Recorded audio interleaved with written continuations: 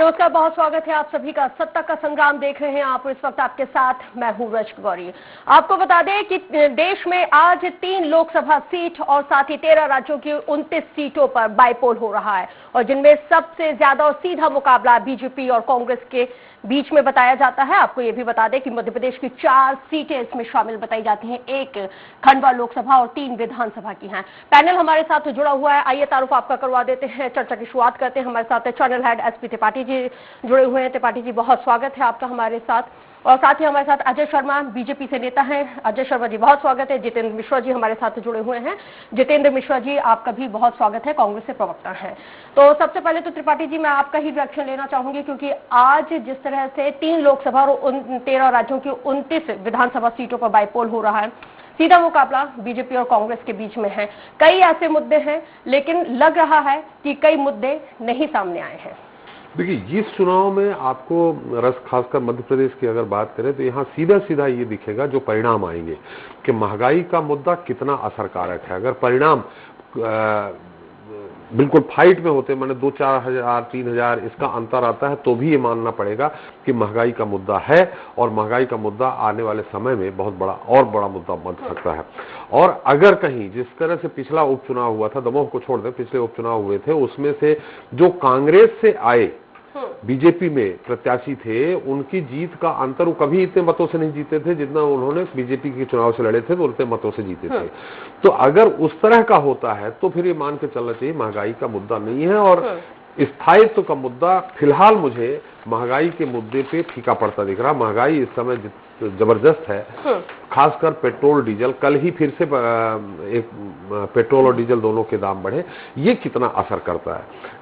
Petrol का उतना असर नहीं है रस जितना कि गैस, रसोई गैस का और पेट्रोल का, डीजल का है।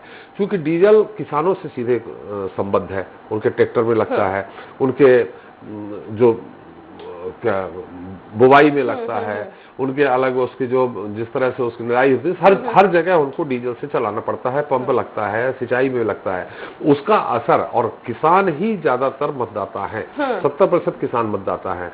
तो इसका असर कितना होता है ये परिणाम 2 तारीख को बताएगा। बिल्कुल, क्योंकि सरकार का चुनाव होता है ये। उपचुनाव हमेशा सत्ता पक्ष की तरफ ज्यादातर जाता है, बहुत ही अगर विरोध की बात नहीं हुई तो 70 से 75%, 75 से 80% अभी तक जितने चुनाव हुए हैं इतिहास देखा जाए तो वो सत्ता पक्ष की तरफ ही गए हैं, बहुत ज्यादा सबोटेज नहीं हुआ। तो अब देखना यह है कि मतदाता, जैसे कि इस बार बीजेपी सहानुभूत लहर पे नहीं गई। अगर सहानुभूत लहर पे जाती तो नंद कुमार चौहान के बेटे को टिकट देती, कलावती भूरिया के भतीजे को टिकट देती, तो जुगल किशोर बागड़ी के बेटे पुष्पराज बागड़ी को टिकट देती। इस बार बीजेपी ने पूरी तरह से ये नहीं कह सकते कि उस पे दांव खेला है कि हम परिवार बात पे नहीं चलते हैं, दूसरे लोगों को भी मौका मिलेगा। लेकिन जहां तक कांग्रेस है उसने भी नए आजमाए हैं, लेकिन पृथ्वीपुर में, क्योंकि त्रिपाठी जी रोक रही हूँ आपको, इस वक्त एक बड़ी खबर मिल रही है रेगांव से। हम अपने दर्शकों को बता देते हैं इस वक्त की बड़ी खबर, जहां पर जोबट विधानसभा सीट और पृथ्वीपुर में 34.52% यहाँ पे मतदान हुआ है। खंडवा में अब तक 13% ही मतदान हुआ है। तो इस वक्त की बड़ी खबर, इलेक्शन अपडेट आपको दे रहे हैं। मध्य प्रदेश में उपचुनाव को लेकर 4 सीटों पर मतदान आज सुबह 7 बजे से शुरू हो गया। रेगांव विधानसभा सीट पर अब तक 36 समथिंग कुछ यहाँ पे वोट डाले जा चुके हैं। और वहीं आप अपने टेलीविजन स्क्रीन पर देख सकते हैं कि लगातार स्वराज एक्सप्रेस ये बड़ा अपडेट आप तक फ्लैश कर रहा है।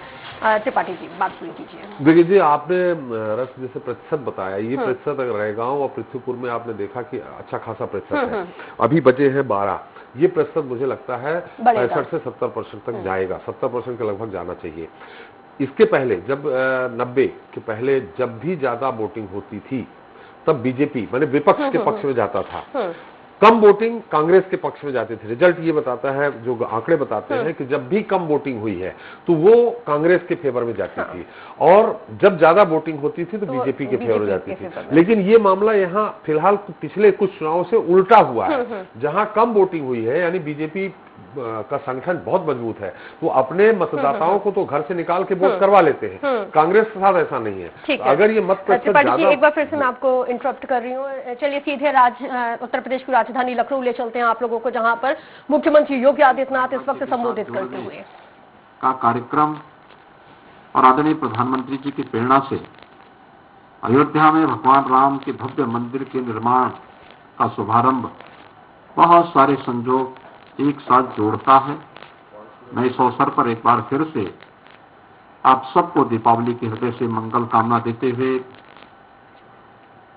यहाँ पर आए हुए श्री साहू जी का, पुरुषोत्तम रूपाला जी का और उन सभी बंधुओं का हृदय से अभिनंदन करता हूं जिन्होंने गोमय से बने हुए सभी दीप अयोध्या के दीपोत्सव कार्यक्रम के लिए यहाँ पर भेजे हैं। आप सबके प्रति मेरी मंगल में शुभकामना। धन्यवाद। जय हिंद। जय जय सीताराम।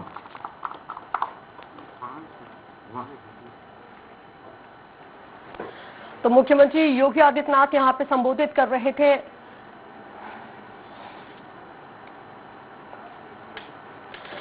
तो त्रिपाठी जी ये बता रहे थे कि किस तरह से अगर ज्यादा वोटिंग होती है तो वो बीजेपी को फायदा करती है और कम वोटिंग होती है तो वो कांग्रेस को फायदा करती है, लेकिन कुछ वक्त से ये सिनेरियो भी बदला है। यहीं पर हम लोग एक ब्रेक के लिए और ब्रेक के बाद हम यहीं से चर्चा की शुरुआत करेंगे।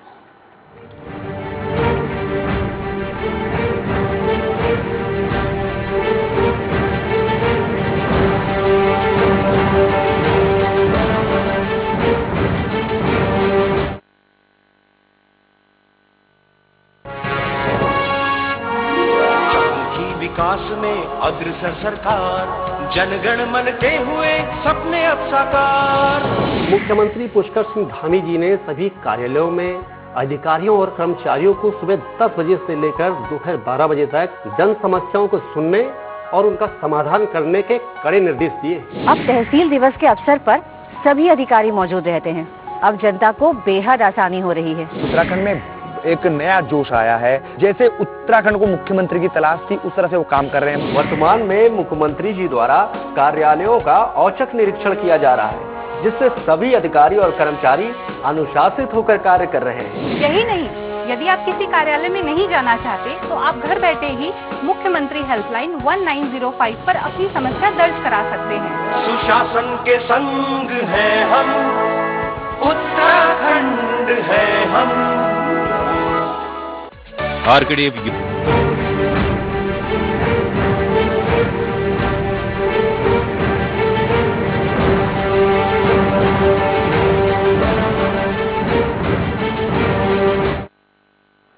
ब्रेक के बाद सत्ता के संग्राम में एक बार फिर से आपका स्वागत है। चर्चा का दौर लगातार जारी है। अजय जी, आपका रुख कर रही हूँ और सवाल बेहद साफ है, शायद सुन के भी अच्छा लगे आपको, कि कौन सा ऐसा अलादीन का चिराग मिल गया है, कौन सा ऐसा जीनी आपके पास है कि तमाम मुद्दे होने के बाद भी जनता आपसे नाराज नहीं है? जनता के बीच में जाके जनता की नब्ज को छूना, जनता के दुख दर्द में सदैव शामिल होना। ऐसा नहीं कि आज कमलनाथ जी जोबट जा रहे हैं, 15 माह की सरकार में वो जोबट कितनी बार गए? जनता के बीच में नितांत सक्रिय रहना पड़ता है। महंगाई मुद्दा है, ये हम सब मानते हैं, परंतु महंगाई मुद्दों से ऊपर भी देश की जनता ये सब समझती है कि कौन स्थायित्व दे सकता है, कौन हमारे विकास को आगे बढ़ा सकता है, कौन हमारे क्षेत्र का विकास कर सकता है। आज चाहे कांग्रेस से सुलोचना रावत जी आई हैं, चाहे शिशुपाल यादव जी आए हैं, सुलोचना रावत जी ने कहा कि वो अपने क्षेत्र में जनता के बीच में काम कैसे करें। पूर्व मुख्यमंत्री जी के रहते समय वो अनेक बार गई, परंतु कमलनाथ जी को वल्लभ भवन के 5वें माले से बाहर आने का समय नहीं था। उनके पास समय था सिर्फ उन दलालों के लिए, उनके पास समय था उन रिश्वतखोरों के लिए जिनके बीच वो सतत सक्रिय रहे। माननीय त्रिपाठी जी ने कहा, और ये मेरे विद्वान साथी कांग्रेसी प्रवक्ता जी ने भी अभी एक खंडवा के मतदाता से लाइव बात करी कि महंगाई की स्थिति क्या रहेगी। उसने बोला ठीक है महंगाई है, परंतु हमारे क्षेत्र में विकास कार्य हो रहे हैं। स्वर्गीय नंद कुमार सिंह चौहान नंदू भैया ने वहां अपना पसीना बहाया है, रात दिन भर 24 घंटे क्षेत्र के अंदर जनता के बीच में घूमे। तो रश्क जी, मैंने यही कहा, अल्लाउद्दीन का चिराग या कोई जिन नहीं है।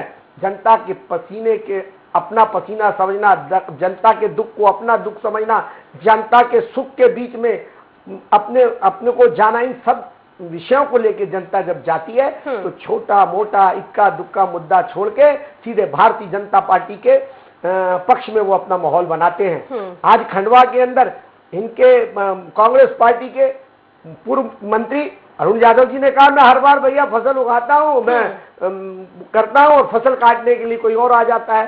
तो ये कमलनाथ जी ने एक ओबीसी वर्ग के एक इतने कद्दावर नेता सुभाष यादव जी के बेटे को राजनीतिक ऊपर आगे ना बढ़ जाए। अजय जी आप कह रहे हैं कि कमलनाथ जो पीसीसी चीफ है पूर्व मुख्यमंत्री, उन्होंने ये दिग्गजों को निपटा दिया। एग्जैक्टली। ये जितेंद्र जी ये बड़ा आरोप नहीं है और क्या है, आरोप नहीं है। हाँ। प्रत्यक्ष को प्रमाण किया। हाँ। भाई उन्होंने पिछले 1 साल से लगभग वो अपने क्षेत्र में मीडिया के माध्यम से, हालांकि ये इनके घर का मामला है, ये अपना घर नहीं संभाल पाई, ये इनका मामला है, परंतु जब बात निकलती है तो दूर तक जाती है। जनता के बीच में उन्होंने कहा कि मैं तो जनता के बीच में घूम रहा था, लोकसभा में दौरे कर रहा था, लगातार मीडिया के माध्यम से कह रहे थे। वो अपने आप को अघोषित और घोषित प्रत्याशी मान चुके थे कि मैं इतना बड़ा नेता हूँ, पीसीसी चीफ रहा हूँ, पूर्व केंद्रीय मंत्री रहा हूँ, यथा योग्य व्यक्ति है वो लगे थे, परंतु किसी प्रकार से आगे ना बढ़ जाए। ये काट छाट वाली जो नेता है और सहकारिता में उनकी बहुत तगड़ी पेट रही। उनके पिताजी ने सहकारिता के मामले में मध्य प्रदेश में दिग्विजय सिंह जी को कई बार पटकनी दी है। तो वो सब ये कमलनाथ जी और दिग्विजय सिंह जी की जो जुगलबंदी है और पुत्र मोह में ये लोग जो व्यस्त है कि बड़ा नेता कोई ना बन जाए, ये उसके शिकार हुआ। अजय जी उनने घर नहीं संभाला कि आपने सेंधमारी की है? देखिए ये आरोप जो आज हम पे लगते थे कि साहब हमने सेंध मारी, ये अपना घर नहीं संभाल पाए। और जनता ने, आप त्रिपाठी जी आपने भी ये कहा, जो विधायक कांग्रेस पार्टी से 5,000, 1,500, 2,500 से जीतते थे, वो भारतीय जनता पार्टी के दल में आने के बाद कार्यकर्ताओं ने उनको स्वीकारा, सहेजा और 50 से 60 हजार वोटों से जिता के भेजा है। ये आशीर्वाद जनता का है, ये कांग्रेस के रहमो करम पे नहीं है। हम भारतीय जनता पार्टी, ये बात अलग है कि इमरती देवी हार गई थी उपचुनाव में। ये एक दो केसेस होते हैं। इसी बीच चर्चा की शुरुआत हम यहीं से करेंगे। बड़ी खबर अपने दर्शकों को बता देती हूँ, इस वक्त की बड़ी खबर मिल रही है। अब तो पृथ्वीपुर से बड़ी खबर, कांग्रेस प्रत्याशी नितेंद्र सिंह राठौर का गंभीर आरोप है, भाजपा के लोग लगातार गुंडागर्दी कर रहे हैं, प्रशासन से निष्पक्ष चुनाव कराए जाने की अपील की है। तो बड़ी खबर आपको बता रहे हैं और आपको बता दें कि चुनाव से ठीक पहले ही लगातार यहां पे कांग्रेस प्रत्याशी नितेंद्र सिंह राठौर लगातार प्रशासन पर, जिला प्रशासन पर यह आरोप लगाते आ रहे हैं कि यहाँ पे कांग्रेस के कार्यकर्ताओं को न केवल परेशान किया जा रहा है बल्कि उनको प्रताड़ित किया जा रहा है। निष्पक्ष चुनाव कराए जाने की अपील उन्होंने प्रशासन से की है। जितेंद्र जी आखिर क्या वजह बताई जाती है? 1-2 मिनट। जी जी जी। जैसा अभी कांग्रेस के प्रत्याशी जितेंद्र सिंह जी ने आरोप लगाया, ये आरोप जब लगना प्रारंभ हो जाए तो समझ लिए कि सुपड़ा साफ है। मैं आपको बताऊं कि कल नर्मदा प्रजापति जो हैं, नर्मदा प्रसाद प्रजापति जी जो है, जो पूर्व विधानसभा, उन्होंने प्रेस कॉन्फ्रेंस के माध्यम से कहा कि सरकारी मशीनरी का दुरुपयोग हो रहा है, कांग्रेस के कार्यकर्ताओं को डराया धमकाया जा रहा है। ये जो चुनाव में इस प्रकार के आरोप लगने लग पड़े तो आप समझिए कि आपका बंटाधार है, इसीलिए प्रशासन निष्पक्ष हो गया है। बिल्कुल। जितेंद्र जी, मतलब यहाँ पे बोरिया बिस्तर वाइंड अप हो रहा है, इसलिए यहाँ पे आरोप प्रत्यारोप का दौर भी शुरू हो गया है।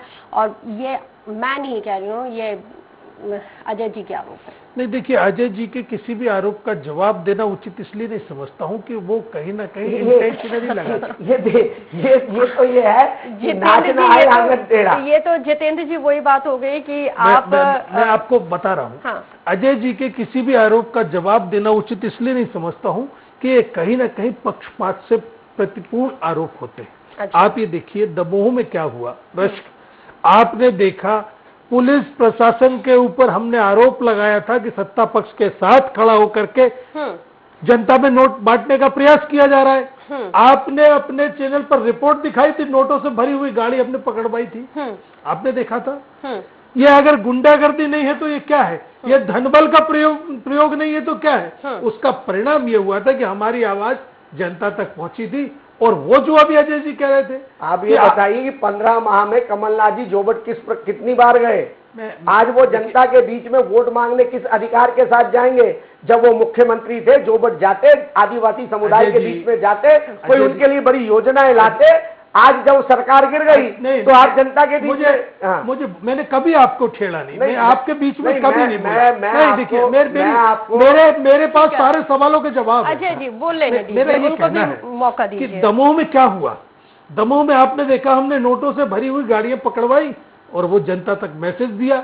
और अबे जो अजय जी कह रहे थे कि आपके 1500 से जीतते थे, 2000 से जीतते थे, हमारे 25,000 से जीते, दमोह के परिणाम ने आपको चेता दिया है कि दमोह में आप इतनी बड़ी जीत जयंत मलैया आपको कभी नहीं। जितेंद्र जी, इस बात से इनकार नहीं किया जा सकता है कि स्थायित्व का मुद्दा सबसे ज्यादा हावी है। यहाँ एक सवाल ये भी उठा है निश्चित तौर पे, जैसा कि अंतर जो आया, जैसा अजय जी ने कहा, हमने भी कहा कि जो 10,000 12,000 जीते, 40,000 बड़ी खबर दर्शकों को बता देती हूँ। खंडवा से इस वक्त बड़ी खबर मिली जहां पर पंधाना विधानसभा क्षेत्र में 3 गांवों में मतदान का बहिष्कार किया गया है। किल्लौद पुनासा क्षेत्र के 2 गांवों में ग्रामीणों ने चुनाव का बहिष्कार किया है। ग्राम फतेहपुर में तहसीलदार को ग्रामीणों ने उल्टा लौटा दिया है। प्रशासन के अधिकारी ग्रामीणों को समझाने की कोशिश में जुटे हुए हैं, लेकिन ग्रामीण यहाँ पे मानने के लिए तैयार नहीं है। तो खरगोन से भी बड़ी खबर आपको बता दें, उपचुनाव में ड्यूटी के दौरान एक कर्मचारी की मौत हुई है। हार्ट अटैक के चलते ही कर्मचारी की मौत की जानकारी इस वक्त मिल रही है। रिजर्व पार्टी में लगाई गई थी ड्यूटी, तो इस वक्त की बड़ी खबर आपको बता रहे हैं, एसडीएम ने आधिकारिक पुष्टि कर दी है मौत की। तो उपचुनाव में ड्यूटी के दौरान कर्मचारी की मौत हुई है। तो इस वक्त की बड़ी खबर, हार्ट अटैक के चलते ये मौत हुई है। उपचुनाव में ड्यूटी के दौरान एक कर्मचारी की मौत हुई है। त्रिपाठी जी, हमने जब इससे पहले भी जब हमने देखा था कि बाइपोल हुए थे, तब भी हमने देखा था कि कई लोगों की मौत हुई थी। इस बार भी वही है। क्या प्रेशर बहुत ज्यादा होता है कि जिस वजह से लोग उस प्रेशर को मेंटेन नहीं कर पाते हैं और इस तरह से हमें जो खबरें आती हैं उनसे 2-4 होना पड़ता है? कारण हो सकते हैं रस्क, लेकिन प्रेशर तो होता ही है। चुनाव ड्यूटी के दौरान जरा से भी गड़बड़ी होती है तो सीधे सस्पेंड किया जाता है कर्मचारियों को, बहुत बड़ा एक्शन लिया जाता है। जैसा जितेंद्र जी का समय है बोलने का, मैंने छोटी सी बात कहना है मुझे बस, कि सबसे बड़ी बात यह है कि जो अंतर आया है अजय जी, वो ये भी हो सकता है कि कांग्रेस जिन नेताओं को पोषित करती रही है लगातार पिछले कई सालों से, 10 साल 15 साल 20 साल से कांग्रेस ने ही जिन नेताओं को आगे बढ़ाया है, दूसरे नेता नहीं बने, वो अचानक बीजेपी में चले गए तो उनके पास सेकंड लीडरशिप नहीं थी। वो भी एक बहुत बड़ा कारण हो सकता है इतने बड़े मतों का अंतर का। मैं आगे नहीं बोलूंगा, जितेंद्र जी का समय। देखिए, मेरा ये कहना है कि जो आज नितेंद्र सिंह जी ने आरोप लगाए, प्रत्याशी है पृथ्वीपुर से, ये आरोप हमने दमोह में भी लगाए थे। देखा था आपने, दमोह का परिणाम बदला था। आज अगर पृथ्वीपुर में गुंडागर्दी कर रही है तो उस पर भी आरोप लगाया जाएगा और उसकी पुष्टि कराई जाएगी, एक चीज। दूसरी चीज आप ये देखिए कि ये जोबट हो, पृथ्वीपुर हो और रैगांव हो, वहां पर भी हमने इस तरह की पुलिस प्रशासन की एक तरफा कार्रवाई को रोक दिया। इसकी वजह से परिणाम की निष्पक्ष आने की उम्मीद की जा सकती है, एक चीज। दूसरी चीज, अभी धीमी गति का आपने बात की थी कि मतदान धीमी गति से चल रहा है। मुझे याद है पिछला लोकसभा चुनाव जहां पर मतदाताओं में उत्साह था किसी एक सरकार को बनाने के लिए, और किसी दल के लोगों द्वारा लाया जाए न लगाया जाए, मोटरसाइकिल से बैलगाड़ी से वो अपना वोट डालने आ रहे थे और सुबह से मतदान केंद्रों पर भीड़ लगी हुई थी। ये आपने भी दिखाया था, हमने भी देखा। आज क्यों धीमी गति है? जब धीमी गति का मतदान होता है निश्चित तौर पर उत्साह नहीं रहता है। और उत्साह हो भी क्यों? महंगाई का मुद्दे से प्रताड़ित है, किसान नाराज है। आप एक कोरोना काल की बात मैंने की थी, इन सबके बीच में वो किस उत्साह से मतदान करने जाएगा? मतलब मतदाता सरकार के खिलाफ खड़ा है। मुख्यमंत्री 300 लोगों की सभा करते हैं, 300 लोग मात्र उपस्थित होते हैं। ये बताता है कि कहीं ना कहीं सरकार के खिलाफ वोट करने जा रहा है। अभी त्रिपाठी जी ने एक बात कही थी कि भारतीय जनता पार्टी के अभी एक नया चेंज आया है। भारतीय जनता पार्टी के संगठन अपने वोटों को निकाल करके वोट करा लेता था, लेकिन इस बार भारतीय जनता पार्टी का संगठन खुद नाराज है, क्योंकि जिन कार्यकर्ताओं ने मेहनत की उनका जब टिकट का नंबर आया तो आपने कांग्रेस से या दूसरे दलों से लेकिन आपको ये दे दिया। इसलिए मेरी बात सुन लीजिए, इसलिए संगठन भी मेहनत नहीं कर रहा और मतदाताओं में सरकार को लेकर नाराजगी है। बिल्कुल सही कह रहे हैं। इसलिए शायद कांग्रेस का संगठन है ही नहीं, इसलिए शायद कांग्रेस का संगठन है ही नहीं जितेंद्र जी। भारतीय जनता शायद इसलिए कांग्रेस का संगठन नहीं है जितेंद्र जी। सारी जानकियां अपनी क्योंकि पार्टी आप का तर्क जिस नजर में अनुकंपा नियुक्ति और सहानुभूति का जिक्र कर रहे हैं, सबसे ज्यादा परिवारवाद और सहानुभूति अनुकंपा नियुक्ति तो कांग्रेस पार्टी में होती है, और कांग्रेस पार्टी का तो संगठन ही नहीं है। ग्रासरूट लेवल पे जो आपका जो कार्यकर्ता है वो तो वैसे ही परेशान है कि भाई चप्पलें रगड़ जाती हैं, जूते फट जाते हैं, उनको सिलवाने की नौबत आ जाती है, लेकिन उनको टिकट नहीं मिलता है। नहीं दृष्टि जी, ये सवाल तो भारतीय जनता पार्टी से पूछा जाना चाहिए। 28 चुनाव में क्या हुआ, दमोह में क्या हुआ, इसके बाद आज आपने किनको टिकट दिया? सुलोचना रावत आपका वो कार्यकर्ता है क्या जिसकी चप्पल फट गई, जिसने लगातार मेहनत की? शिशुपाल यादव आपका वो कार्यकर्ता है क्या जिसने आपकी पार्टी का झंडा उठाया, जिसकी प्रतिबद्धता, जिसकी निष्ठा आपके साथ थी क्या? नहीं, आपने सौदेबाजी को लेकर के फिर सरकार में आने का प्रयास किया और जुट जाने का प्रयास किया। एक चीज। दूसरी चीज, हमने ये तय किया है कि कांग्रेस का कैडर वाला कार्यकर्ता होगा, कांग्रेस का अपना कार्यकर्ता होगा, वो चुनाव लड़ेगा। हम भी कर सकते थे ये, लेकिन हमने इस तरह की राजनीति को कभी प्रश्रय नहीं दिया। आप ये देखिए, दूसरी चीज, जो आज मतदान का प्रतिशत धीमा जा रहा है, राष्ट्र निश्चित तौर पर आदमी ये सुनता है कि दमोह में मुख्यमंत्री जी ने घोषणा झड़ी लगा दी थी दमोह के विकास के लिए, मेडिकल कॉलेज की बात कर दी थी, आज एक ईंट नहीं लगाई आपने, और दूसरे विधानसभा क्षेत्रों में फिर आपने वही का वही कैसेट बजाना चालू कर दिया। 100 स्मार्ट सिटी की घोषणा कर चुके हैं, एक ईंट स्मार्ट सिटी के नाम पे नहीं लगाई गई। किस उत्साह से मतदाता मतदान करने जाए? अच्छा, मतदाता के पास तो बहुत सारे ऐसे मुद्दे हैं, वो स्थायित्व का मुद्दा उसके लिए सबसे बड़ा मुद्दा है। आपको भी तो चुन के भेजा था 2018 में, लेकिन आप लोग सरकार नहीं संभाल पाए, आप लोग सत्ता नहीं संभाल पाए। और वाकई में, क्योंकि उस वक्त मुख्यमंत्री कमलनाथ थे, उन्होंने ये इस बात का जिक्र भी किया था कि किसी भी तरह की कोई घोषणाएं मंत्री विधायक नहीं करेंगे, जो भी करेंगे वो जिले के अधिकारी करेंगे, डीएम करेंगे, जिम्मेदारी उनकी बनेगी। जिम्मेदारी सुन लीजिए ना, सुन लीजिए, जिम्मेदारी उनकी बनेगी। और वाकई में वहां एनेक्सी में जाके मुख्यमंत्री से मिलना बहुत मुश्किल हो जाता था। जितने इजीली आज कमलनाथ देख रहे हैं चुनाव प्रचार में, उतने इजीली वो मीडिया से कभी मुखातिब नहीं होते थे, एक सिंगल बाइट नहीं देते थे, आम जनता से नहीं मिलते थे। तो भाई लोग आपसे कैसे इन्फ्लुएंस होंगे? एसी कमरों में बैठकर ट्वीट खेलना, फेसबुक पे पोस्ट कर देना और थोड़ा बहुत सोशल मीडिया पे एक्टिव हो जाने से देश नहीं चलता, प्रदेश नहीं चलता। मेरा जवाब ये है जी कि आप ये देखिए, अगर हम सड़क पे नहीं होते, अगर हम मैदान में नहीं होते, हम क्षेत्र में नहीं होते, तो हम इनसे पहले प्रत्याशियों की घोषणा कर पाते, हम अपने प्रभारी इनसे पहले बना पाते, हम अपना सर्वे पहले ला पाते, हम मंडल सेक्टर बूथ कमेटी पहले बना पाते, हमने प्रत्याशियों की घोषणा पहले की। ये तो आपको खुद जवाब मालूम है। आप हमसे कह रहे हैं कि ट्विटर पे बैठ के आपको देखना चाहिए कि जो पार्टी सड़क पे होती, जो पार्टी क्षेत्र में होती है, वो साहस करती है सबसे पहले प्रत्याशी की घोषणा करने का, जिसकी बूथ कमेटी जितेंद्र जी, जिस वक्त 65 रुपए प्रति लीटर के हिसाब से पेट्रोल हुआ था और यूपीए सरकार केंद्र में थी और मध्य प्रदेश में बीजेपी थी और राज्य की सरकार में और विपक्ष में कांग्रेस हुआ करती थी, that time I was studying in a school, और उस वक्त 65 रुपए जो पेट्रोल प्रति लीटर हुआ तो उस वक्त इंटरनेशनल क्रूड ऑयल की कीमतें भी ज्यादा थी, लेकिन विपक्ष के सामने आप लोगों को हारना पड़ा था और वहां पे मौजूदा केंद्रीय सरकार ने वैट में भी कमी की थी। अगर आज विपक्ष में अगर बीजेपी होती तो शायद पेट्रोल 119 रुपए प्रति लीटर नहीं बिक रहा होता। कमजोर विपक्ष होना, कमजोर विपक्ष होने का खामियाजा भी आप भुगत रहे हैं। जब भारतीय जनता पार्टी को आपत्ति थी तो 115 रुपए लीटर बेच रहे, ये इनको परिणाम अभी इन 3 चुनावों में दिख जाएगा, ये 1 लोकसभा में दिख जाएगा। आप ये देखिए कि महंगाई के बाद में भी बेशर्मी से कह रहे हैं भारतीय जनता पार्टी के लोग कि सरकार हम बनाएंगे। आपके गैस का रसोई से सिलेंडर महंगा हो गया, किसान का डीजल महंगा हो गया, उसके किसान की लागत मूल्य महंगा हो गया, उसकी फसलों का कोई खरीदने वाला नहीं है, समर्थन मूल्य की बात नहीं की जा रही, औने पौने दाम में फसल बेचने को मजबूर है, खाद का संकट खड़ा है। इसके बाद भारतीय जनता पार्टी का देखिए, इसी का तो परिणाम दबाव में सामने आया था, इसी का परिणाम तो आपको अभी सामने दिखाई देगा। अगर कांग्रेस क्षेत्र में नहीं खड़ी होती तो भारतीय जनता पार्टी इतनी मुश्किल में नहीं होती। आप आश्वस्त हैं कि चारों की चारों सीटें मध्य प्रदेश में आप ही कांग्रेस पार्टी के ही खेमे में जा रही हैं? देखिए, आपके पास पाने के लिए बहुत कुछ है, खोने के लिए कुछ भी नहीं है। बिल्कुल, मैंने आपको बताया ना, आज धीमी मतदान का प्रतिशत, आज मतदाताओं का बहिष्कार, आज मतदाताओं का भारतीय जनता पार्टी के पक्ष में नाराज होना, ये सारी की सारी चीजें बता रहा है कहीं ना कहीं सरकार से नाराजगी और वोटिंग मतदान केंद्र पर दिखाई दे रहा है। आने वाले परिणाम दिखाई देंगे। त्रिपाठी जी, यहाँ पे जितेंद्र जी कह रहे हैं हम तो आश्वस्त हैं कि चारों की चारों सीटें हम ही लेके जा रहे हैं क्योंकि जनता में नाराजगी है। क्या आपको वाकई में जनता में नाराजगी दिख रही है? क्योंकि हमारे संवाददाता भी जब लोगों से मुखातिब हो रहे थे, जितेंद्र जी ने ही सवाल किया और जितेंद्र जी के इस सवाल का मतदाता वहां पे जवाब भी देते हुए नजर आए।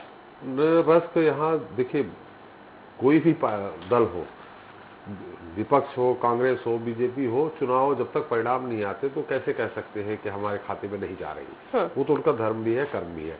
लेकिन जनता के बीच में नाराजगी तो दिख रही है क्योंकि हम और आप परेशान हैं पेट्रोल डीजल की कीमतों को जिस तरह से बढ़ रही हैं।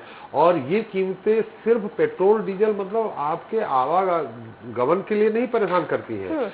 इसके कारण जब ट्रांसपोर्टेशन होता है तो हर चीज महंगी होती है।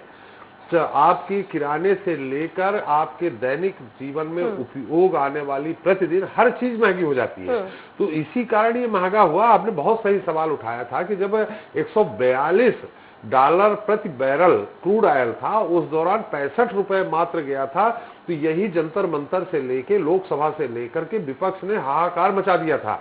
यहाँ पे पूरा मंत्रिमंडल, शिवराज जी के बंगले से लेकर के मंत्रिमंडल वल्लभ भवन तक सारे मंत्री साइकिल चला के गए थे। तो ये एक विपक्ष का काम होता है और वो बहुत बड़ा महंगाई को ही लेकर के 2014 में जो परिणाम आए, अच्छे दिन आएंगे, वो हुआ। ये वाला तो खैर राष्ट्रवाद के मुद्दे पे 2019 हुआ, लेकिन वो महंगाई को लेकर ही हुआ था। उस तरह हमें विपक्ष नहीं दिख रहा है। आज एक प्रतिदिन बढ़ रहा है। पहले 15 पैसा, 18 पैसा, 16 पैसा इस तरह बढ़ता था। अब तो 1 रुपए, 2 रुपए प्रतिदिन। तो ये हमें उस तरह विरोध न लोकसभा से दिख रहा, न दिल्ली में दिख रहा और न मध्य प्रदेश में दिख रहा महंगाई का। ये आम जनता ही महंगाई से त्रस्त होकर के अगर बीजेपी को सबक सिखा देती है तो ये जीत उसकी होगी। हाँ, ये जो अभी जितेंद्र जी ने कहा है कि प्रत्याशी, हम सामान्य तौर पर मैंने देखा लंबे समय से 35-40 सालों से देखता आ रहा हूं कि पहले प्रत्याशी दोनों पार्टियां इंतजार करती हैं कि वो प्रत्याशी घोषित कर दे, फिर हम अपना प्रत्याशी घोषित करें, जिसमें जातिवाद से लेकर क्षेत्रवाद से लेकर के बहुत सारी चीजें होती हैं।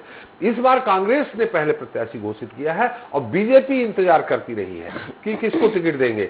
और जैसे कि इन्होंने प्रत्याशी घोषित लगभग तय कर दिया था, तभी सुलोचना रावत बीजेपी में गई। उनको टिकट चाहिए था तो वो इंतजार कर रही थी कि हमको टिकट मिलेगा। इन्होंने प्रेम सिंह पटेल को पहले हरी झंडी दे दी कमलनाथ जी ने, तो इन्होंने सुलोचना रावत को लेके दे दिया। तो वहां घोषित नहीं हुए, घोषित नहीं हुआ। इन्होंने बाद में घोषणा भी तो इन्होंने पहले की, घोषणा पहले इन्होंने ही की, आपने नहीं की। आपने बाद में जब इन्होंने घोषणा कर दी उसके बाद प्रभारी भी, इस बार कांग्रेस ने ये काम पहले किया है।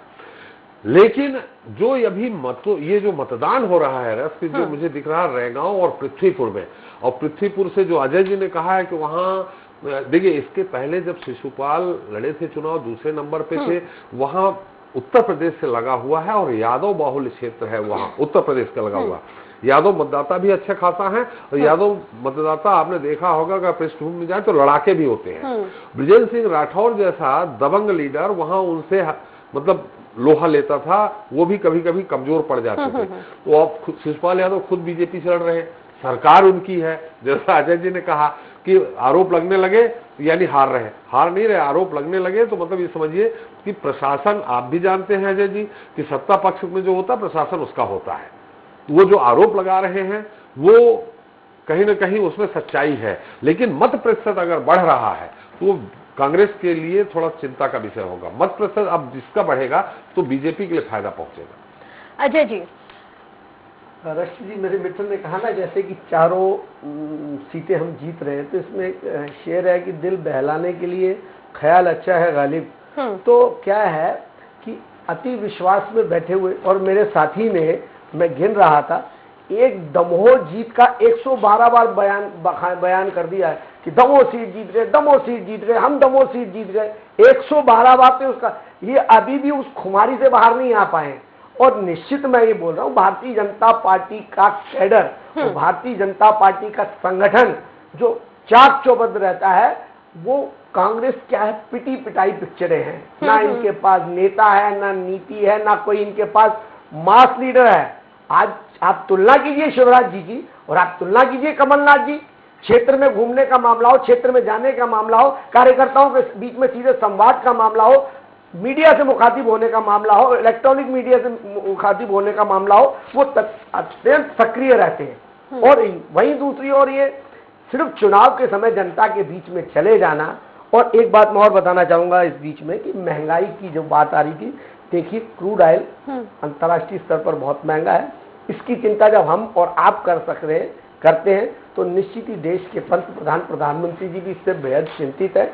आज हमने इसका तोड़ समझ लें या इसका वो समझ लें, हमने इथेनॉल को लाने का प्रयास किया है। इथेनॉल हम डीजल पेट्रोल में मिलाएंगे तो हमारे डीजल और पेट्रोल की कीमतों में करीब करीब 15 से 20 रुपए लीटर की कटौती आएगी, कमी आएगी, और जिसके लिए हम बहुत युद्ध स्तर पे काम कर रहे हैं। आपको इसके परिणाम आपको 2-4-6 महीने के अंदर दिखने वाले हैं। छत्तीसगढ़ में आपने जट्रोफा से पेट्रोल पैदा किया था, फेल हो गया पूरा। देखिए ये खोज है, जब तक हम किसी चीज को खोजेंगे नहीं, हम आज भी विदेशों पे आयात करने के लिए बाधित हैं।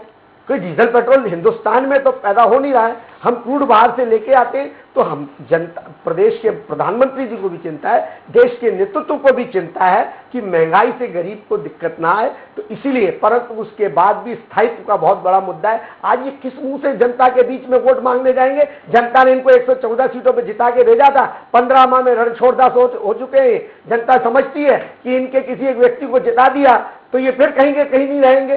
तो इसलिए जनता जानती है, भारतीय जनता पार्टी की जो सरकार है, जो विकास कार्यों में बिल्कुल लगी हुई, सारी योजनाएं, रोक रही हूँ आपको मैं अजय जी रोक रही हूँ। इस वक्त हम सीधे खंडवा का रुख करते हैं, जहां पर भाजपा प्रत्याशी ज्ञानेश्वर पटेल के साथ स्वराज एक्सप्रेस के संवाददाता हमारे साथ मौजूद हैं। जी आप सवाल कीजिए।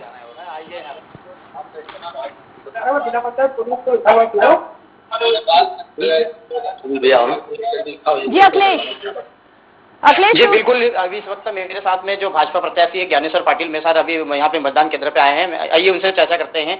जी बताइए कि आप नंद कुमार सिंह जी खास माने जाते हैं, किस तरह की नंद कुमार सिंह के जो अधूरे सपने आप पूरा करें? देखिए, नंदू भैया ने हमारे खंडवा लोकसभा क्षेत्र में लगभग 25 साल तक अपनी सेवाएं दी, और जो उन्होंने विकास के काम किए हैं, किसानों के खेत तक पानी पहुंचाने का काम नंदू भैया के द्वारा किया गया है, और ऐसे अनगिनत कितने सारे काम उनके द्वारा किए गए हैं। वो लोगों के अंदर कहीं ना कहीं उसका एक अच्छा भाव है कि नंदू भैया ने काम किया, और जो काम अधूरे रह गए हैं, चाहे जो भी हो, उनके द्वारा जो घोषणाएं की होगी वो सारे घोषणाओं को और उनके अधूरे कार्यों को मेरे को पार्टी ने जो जिम्मेदारी दी है, मैं उनके कार्य को पूरा करूंगा। यहाँ की मूलभूत सेवा की अगर बात की जाए, नंद कुमार सिंह चौहान लगभग यहाँ पे 6 बार सांसद रहे हैं। कई लोग कांग्रेस का कहना है कि यहाँ पे जो मूलभूत सुविधा है यहाँ पे कहीं विकास नहीं किए, इस पे आप क्या कहेंगे? देखिए, जो विकास आज जो दिखाई दे रहा है खंडवा में, ये यदि किसी ने किया तो भारतीय जनता पार्टी ने किया है, शिवराज जी की सरकार ने किया है, हमारे देवेंद्र वर्मा जी ने किया है, हमारे नंदू भैया ने किया है। यहाँ की जनता में किस तरह के उत्साह देखा जा रहा है? निश्चित रूप से जनता में उत्साह है, तभी तो आज 26%, अभी 11 बजे की रिपोर्ट है, अभी 30 के ऊपर आंकड़ा पहुंच गया होगा। सवाल कीजिए, क्या महंगाई वहां पर मुद्दा है? महंगाई को लेकर नाराजगी का सामना करना पड़ा? सवाल कीजिएगा कि महंगाई वहां पे, महंगाई को लेकर क्या कहेंगे? महंगाई को लेकर आप क्या कहेंगे? देखो, महंगाई की जो आज बात हो रही है, ये महंगाई सिर्फ हमारे भारत देश में नहीं है, महंगाई पूरे विश्व के अंदर है, और एक टेम्पररी व्यवस्था है। इसमें निश्चित रूप से भारतीय जनता पार्टी के हमारे लोकप्रिय प्रधानमंत्री मोदी जी इसमें लगे हैं, और इसको जल्दी कंट्रोल कर लेंगे। जी कुछ सवाल ज्ञानेश्वर पाटिल प्रत्याशी मेरे साथ में है। जी बिल्कुल। सवाल ये है कि जिस तरह से जनता में पेट्रोल डीजल के दामों में जिस तरह से हाइक हो रही है, day by day petrol diesel के दामों में इजाफा हो रहा है, कहीं ना कहीं नाराजगी है। क्या उस नाराजगी को पाट पाने में कामयाब हो रही है बीजेपी? देखा जाए कि यहाँ पे पेट्रोल के दाम आसमान छू रहे हैं, महंगाई आसमान छू रही है, तो कहीं न कहीं जनता क्या चाहेगी, क्या किस तरह की जनता को आप ये करेंगे? मैंने जैसा बताया आपको कि महंगाई ये टेम्पररी व्यवस्था है। पेट्रोल डीजल की जो बात कर रहे हैं, ये अंतर्राष्ट्रीय बाजार पर तय होता है, और इस तरफ हमारे यहाँ पर है ऐसा नहीं है, और इसको भी जल्द कंट्रोल होगा। लेकिन इसको लेकर हमने एक बात और देखना चाहिए कि गरीबों के पक्के मकान देने का काम भी हमारे सरकार कर रही है, गरीबों का निःशुल्क इलाज हमारी सरकार कर रही है, गरीबों को खाद्यान्न देने का हमारी सरकार कर रही है। इतने बड़े देश में 135 करोड़ की जनसंख्या में 100 करोड़ से अधिक टीकाकरण भी हमारे देश में निःशुल्क हुआ है। किसानों को सम्मान निधि देने का काम हमारी सरकार कर रही है। तो इन चीजों को भी हमने लोगों के बीच में ले जाना चाहिए, और हम लेकर जा रहे हैं। चलिए ठीक है, आप नजर बनाए रखिएगा, लगातार अखिलेश आपसे अपडेट लेंगे। बहरहाल आप हमारे साथ जुड़े जानकारी के लिए आपका बहुत शुक्रिया। तो अजय जी, आपने सुना कि महंगाई वाकई में कोई मुद्दा यहाँ पे बीजेपी के लिए नहीं है, लेकिन जितेंद्र जी, कांग्रेस के लिए ये मुद्दा है, आम आदमी के लिए ये बड़ा मुद्दा है, लेकिन यहाँ पे आम जनता इन्फ्लुएंस भी तो नहीं हो रही है। कैसे आप लोग इन्फ्लुएंस आप लोगों ने किया है, कैसे आप लोग वोटर्स के बीच में गए हैं, किन मुद्दों को भुनाने की कोशिश आपने की है कि जिसके चलते वो आपके फेवर में वोट कास्ट करें? नहीं, देखिए, सबसे पहली चीज तो रश्क ये कि आपने कहा कि महंगाई भारतीय जनता पार्टी के लिए कोई मुद्दा नहीं है।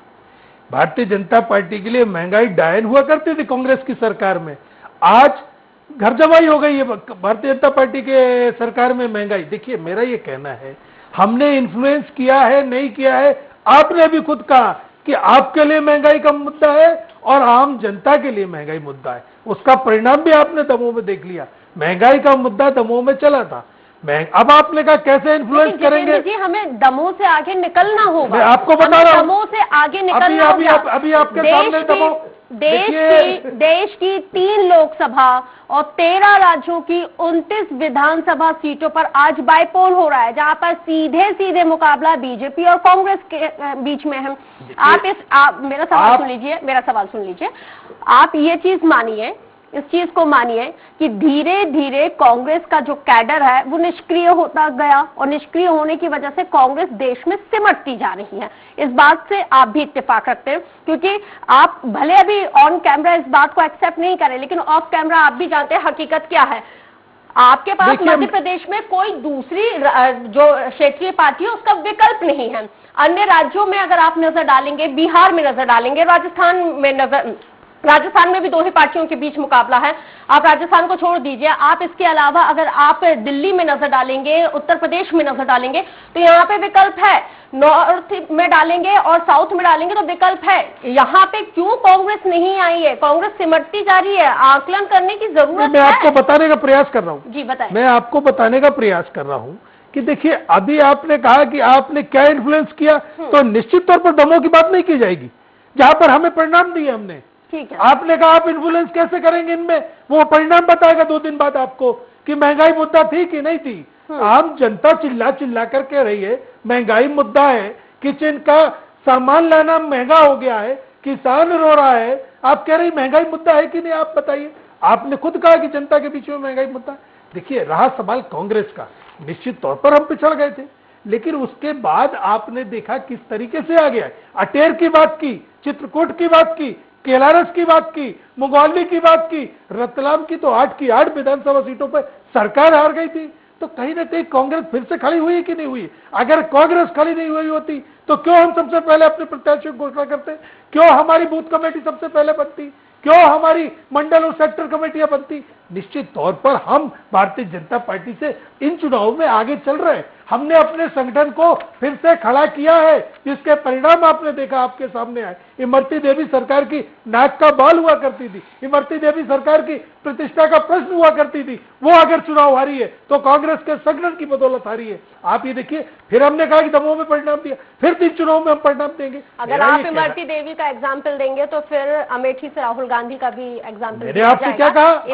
अमेठी का चुनाव पुराना था, इसके बाद संगठन में मजबूती के साथ खड़े हुए हमने अपनी गलतियों को सुधारा। उसी का तो परिणाम हुआ कि सरकार ने जहां पर धनबल बाहुबल अपने सरकारी सारे संसाधन झोंक दिए, वहां भी उनके खिलाफ परिणाम आया। इसका मतलब कांग्रेस का संगठन कहीं ना कहीं चुनाव में काम कर रहा था। अभी आप ही देखिए, आपने ही दिखाया ना कि हमने सबसे पहले प्रत्याशी की घोषणा की। कमजोर संगठन तो इंतजार करता है कि उनमें से कोई टूट के आ जाए। कमजोर संगठन कभी ये फैसला नहीं लेता साहस के साथ कि हम अपने प्रत्याशियों की पहले घोषणा करेंगे। कमजोर संगठन कभी ये फैसला नहीं करता कि हमारा सर्वे पहले आ जाएगा। हमने सर्वे भी पहले लाए, हमने बूथ कमेटियां बनाई, और हमारे अंदर वो साहस था जिसने सुलोचना रावत को मना किया, लास्ट मोमेंट पे चौका वही जिसने कमजोर सुलोचना पार्टी रावत को मना किया, राष्ट्र जिसने सुलोचना रावत को मना किया कि आपका सर्वे में नाम नहीं है, कार्यकर्ताओं के सर्वे में नाम नहीं आया, टिकट नहीं दिया जाएगा, आपको जहां जाना वहां जाइए।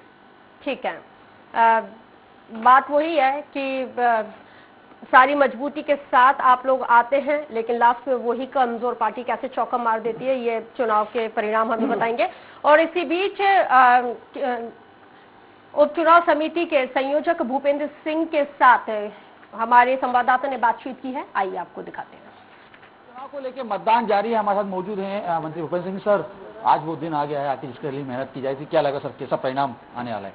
बहुत शानदार परिणाम आएंगे और आप देखिए 2 तारीख को चारों सीटों पर भारतीय जनता पार्टी अच्छे मतों से जीतेगी। सर लेकिन कांग्रेस का ये कहना है कि महंगाई एक बड़ा मुद्दा है और जो आज मतदान जब हो रहा है तो मतदाताओं के दिमाग में ये बात जरूर रहेगी उसमें। देखिए महंगाई के बारे में सब जानते हैं कि महंगाई सीजनल और अंतर्राष्ट्रीय 2 कारण उसके होते हैं। मतदाता इतना होशियार है और कांग्रेस के समय सबसे ज़्यादा महंगाई हमेशा रही है और इसलिए महंगाई से कोई मतदान प्रभावित होगा ऐसा नहीं।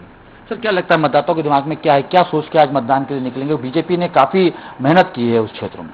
देखिए विकास और स्वराज जी का नेतृत्व, सब लोग स्वराज जी, भारतीय जनता पार्टी और विकास विचारधारा से लोग भारतीय जनता पार्टी को मानते हैं, नेतृत्व की दृष्टि से स्वराज जी को लोग मानते हैं और इसलिए विकास तीनों चीजें जुड़ी हुई हैं, तो इस आधार पर मतदान हो रहा है। सर शुरुआती दौर में देख रहे हैं कि मतदान के जो प्रतिशत है वो अच्छा निकल के आ रहा है, क्या लग रहा है किस तरफ रुख जो है जाता हुआ दिखाई दे रहा है आपको? मैंने पहले कहा कि आप 2 तारीख को देखिए, चारों सीटों पर हम लोग अच्छे मतों से चुनाव जीतेंगे जी। चारों की चारों सीटें भारतीय जनता पार्टी जीतेगी और मतदान जो है वो लगभग 65 से 70% होगा जी। और धन्यवाद बात करने के लिए। तो ये थे हमारे साथ मंत्री भूपेंद्र सिंह साहब। तो अपना कहना है कि आने वाले जो परिणाम है वो बीजेपी के पक्ष में होंगे और जनता विकास के मुद्दे पे आज वोट करती हुई नजर आएगी। कैमरा दीपक के साथ अतुल शर्मा, स्वराज एक्सप्रेस, भोपाल। तो अजय जी, किस हलवाई को आप लोगों ने लड्डुओं के ऑर्डर दिए हैं, क्योंकि दीपावली भी है? लेकिन इस रस से सवाल अजय जी से सीधे से बने वो हालांकि ये उत्तर नहीं देंगे। भाई आपके पास चाहे जोबट में हो चाहे पृथ्वीपुर में हो, क्या आपके पास प्रत्याशी नहीं थे? आपको क्या मजबूरी थी दूसरे दल से लाने के लिए प्रत्याशी? त्रिपाठी जी बहुत अच्छा सवाल है। पहली चीज तो ये कि भारतीय जनता पार्टी ने इस बार चाहे रेगांव हो चाहे आपका जोबट हो और चाहे खंडवा हो, इनमें हमने परिवारवाद को, अगर वहाँ पे खंडवा में स्वर्गीय नंद कुमार सिंह चौहान नंदू भैया की जो कर्मस्थली रही है, हर्षवर्धन जी भी प्रयास कर रहे थे। ठीक, हमने परिवार। अजय जी रोक रही हूँ, रेगांव से अपडेट ले लेते हैं। मेरे साथ सहयोगी इस वक्त वरुण शर्मा जुड़ गए हैं, उसके बाद हम चर्चा का दौर एक बार फिर से शुरू करेंगे। वरुण, कितने प्रतिशत तक मतदान हो चुका है और जनता के बीच में कौन से ऐसे मुद्दे सबसे ज्यादा हावी हैं जिनको लेकर वो वोट डालने के लिए घरों से निकल रहे हैं? जी मैं बता दूं कि अभी मतदान का जो प्रतिशत है वो 40 से 45% के बीच हो चुका है। आधिकारिक रूप से घोषणा नहीं आई है, लेकिन जो अंदाज पूरा लगाया गया है, जो सर्वे टीम से जानकारी ली गई है, वो 40 से 45% है और इसका करीब 70+ ही जाएगा मतदान। क्योंकि आज जो हम जिस समय रेगांव के बूथ से हमने लाइव किया था, तो उस समय आपको दिखाया था किस तरह से बूढ़े, महिलाएं और सभी वर्ग के लोग, खासकर की महिलाओं, युवाओं और वृद्धों में भी उत्साह देखा गया। तो रेगांव विधानसभा में लग रहा है कि खासा उत्साह है लोगों में मतदान के प्रति। और उस समय जो हम लोगों ने वहां के मतदाताओं से बात की थी, तो सभी ने यही कहा था कि पिछड़ा है और लोगों ने अभी तक जो रुझान की बात करें, हालांकि जो उनका कहना था कि विकास नहीं हुआ है, विकास के मुद्दों पे हम वोट देंगे, समस्याओं पर वोट दे रहे हैं। तो ये समझ में आ रहा था कि कहीं ना कहीं पिछले जो भी विधायक रहे हैं उनके काम से उतना संतुष्ट नहीं दिख रहे थे। तो वो एक बड़ा फैक्टर है कि आज जनता जो है वो अपने हिसाब से वोट डालने निकली है और वो चाहती है कि रेगांव विधानसभा का चुनाव इस बार ऐतिहासिक हो और इसका एक नया मैसेज आगे तक जाए। बिल्कुल, क्योंकि वरुण हमने देखा है कि पूर्व नेता प्रतिपक्ष अजय सिंह उर्फ राहुल भैया ने शक्ति प्रदर्शन भी किया था और ये उन्होंने रेगांव में जब सभा की थी तो उन्होंने इस बात का दावा भी किया था कि कांग्रेस यहाँ से जीत रही है। तो क्या वाकई में कांग्रेस वहां पे वो जनाधार एक बार फिर से बनाने में कामयाब रही है, जिसका दावा लगातार किया जा रहा था? जी निश्चित रूप से इस बार देखा जाए तो कांग्रेस ने बड़े हैरत की बात है बिना गुटबाजी के पूरा चुनाव लड़ा है। चाहे यहाँ का जो सबसे अधिक अजय सिंह के जो विरोधी गुट होते थे कांग्रेस के, वो विरोध में लग जाते थे कि अजय सिंह का यहाँ पर कैंडिडेट न जीतने पाए। लेकिन इस बार अजय सिंह के साथ साथ विरोधी गुट, चाहे उनका राजेंद्र सिंह रहे हों पूर्व नेता पूर्व विधानसभा उपाध्यक्ष, चाहे यहाँ के विधायक सिद्धार्थ कुशवाहा रहे हो, तो कुल मिलाकर कमलनाथ ने एक बार सामंजस्य सबके बीच बैठाकर तो कांग्रेस पूरी ताकत के साथ चुनाव लड़ी है, इसमें कोई दो राय नहीं है। और हो सकता है नतीजे भी चित्रकूट जैसे आ जाए, क्योंकि उस चुनाव में नीलांशु वहां से विजयी हुए थे। तो ऐसा भी नहीं कहा जा सकता कि कांग्रेस ने चुनाव बहुत बढ़िया तरीके से लड़ा है।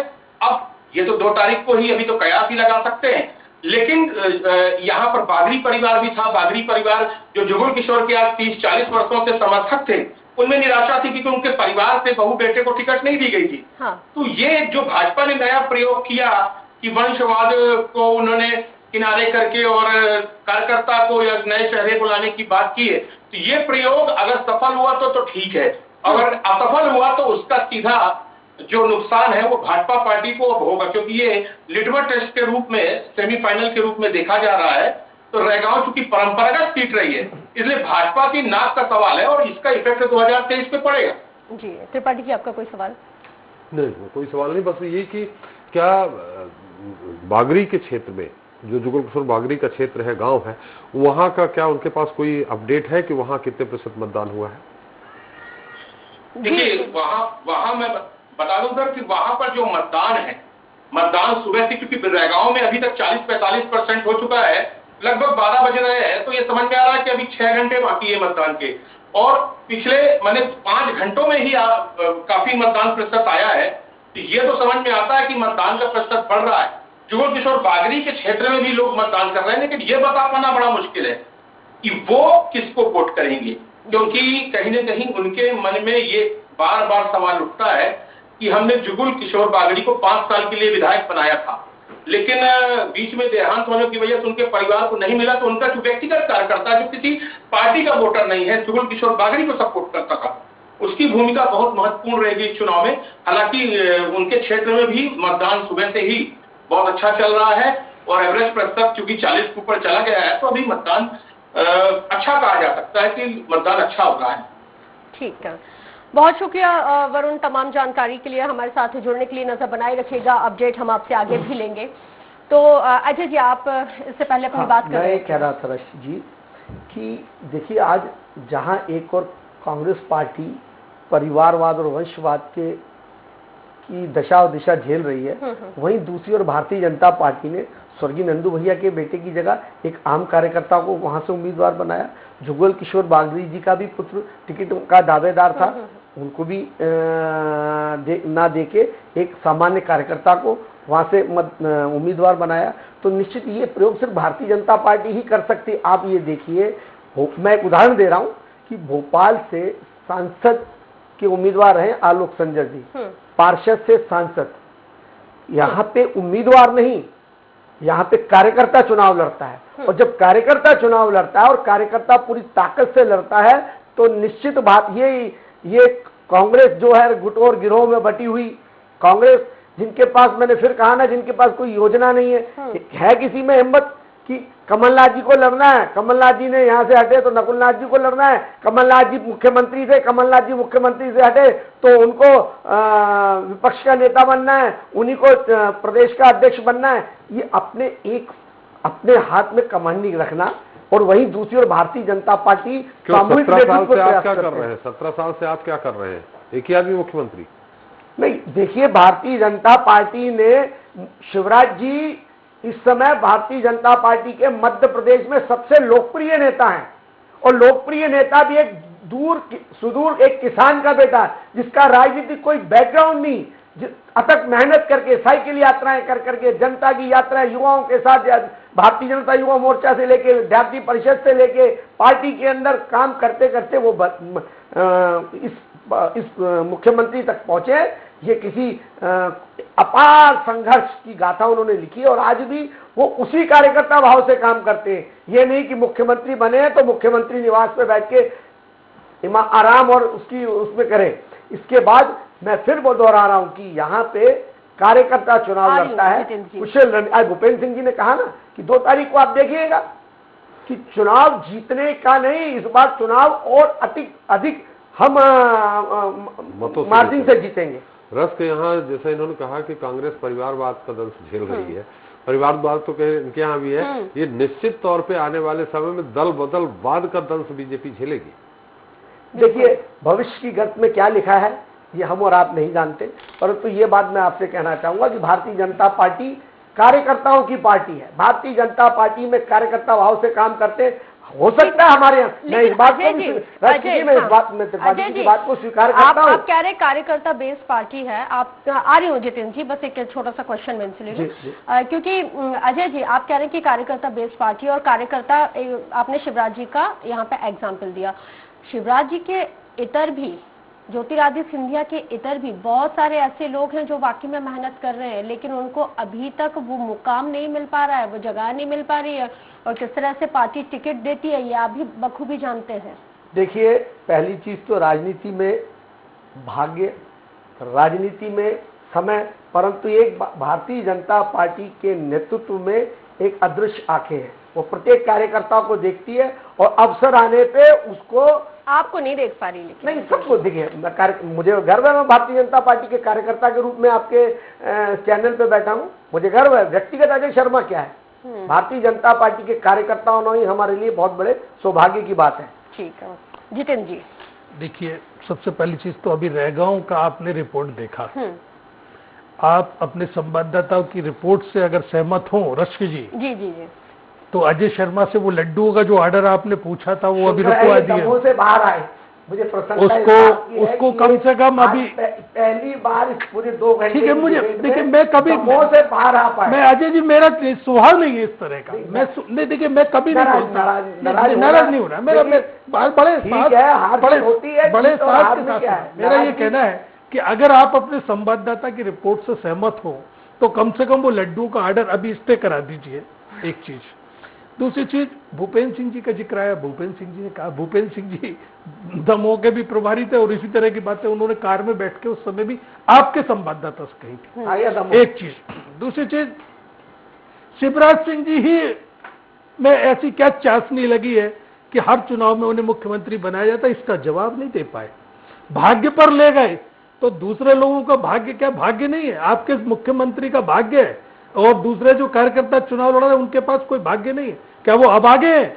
नहीं, सबका अपना अपना भाग्य होता है, लेकिन कहीं ना कहीं अर्थतंत्र आपके राजनीतिक संगठन की पूर्ति करने में मुख्यमंत्री शिवराज सिंह सक्षम है, जिसकी वजह से आप लगातार बनाते हैं। एक चीज, दल बदल का दंश झेलने की बात आई, तो दल बदल का दंश से उन्होंने कहा जब भविष्य में जो होगा देखा जाएगा, तो प्रधानमंत्री भी कहते हैं जो होगा देखा जाएगा, मैं तो झोला उठाऊंगा चल दूंगा।